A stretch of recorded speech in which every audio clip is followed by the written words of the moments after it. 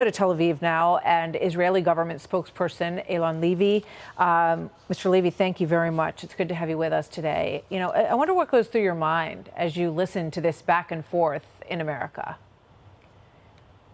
You know, I remember on the morning of October 7th, beginning to hear reports about the sexual violence perpetrated by Hamas death squads, and initially not wanting to believe it. But the initial reports became a deluge of evidence about women who were brutally raped, mutilated afterwards.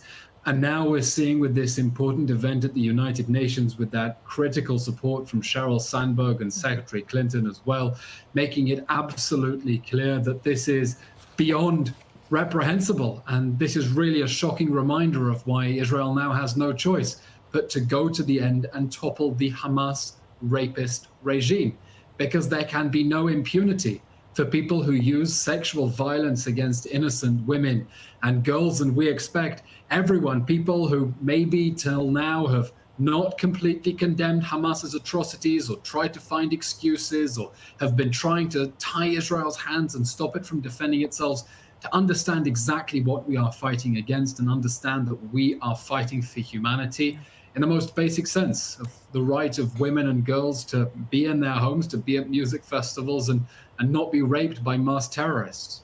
You know, I want to put up a photo of Mia Shem when she was reunited with her mother and her brother, because we remember the face of this young woman having a great time at this music festival. Look at her eyes. I would encourage everybody to look at her face.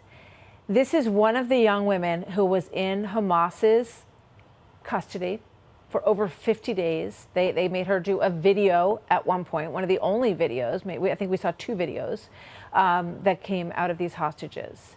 But I would just ask you to look at her eyes and think about the experiences that these young women have been through and how many years, and I don't know specifically what happened to me, we hope this did not happen to her, how many years it's going to take to get back to normal. But then you hear Congresswoman Jayapal, and she says, yes, but Israel. And thousands of people, yes, Palestinians who have been killed. And I wonder what you would want, what would you want to say to her in answer to that, sir? There is no yes, but after rape. Rape is not legitimate in any circumstances whatsoever, period. Rape is not resistance. It is an act of barbaric savagery against innocent people, women who were raped, tortured to deaths, mutilated afterwards, and there can be no excuses for that.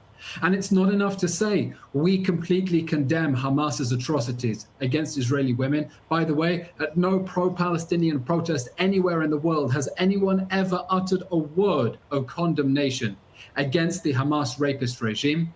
But it's important to stand side by side with Israel as we bring those rapists to justice.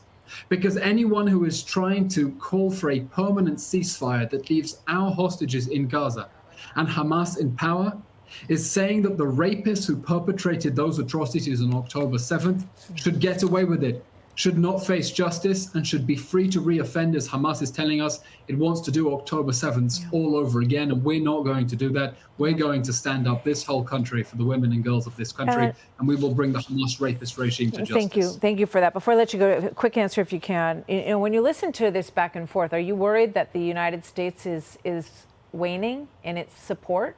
And when you hear these kind of comments from the White House as well? The U.S. administration and the American people have been unwavering in their support for Israel from day one. Their understanding that we have a duty to defend ourselves against these barbaric atrocities. And that self-defense means bringing down the terror regime responsible for the October 7th massacre. President Biden has been very clear on that, leaders from both parties, and we're confident that that will remain because the American people understand what happened on October 7th, those barbaric atrocities. They understand that cannot go unanswered, and that has to be responded to with the downfall of the Hamas terror regime. Eylon Levy, thank you very much. Israeli government spokesperson. Good to have you with us, sir. Thank you.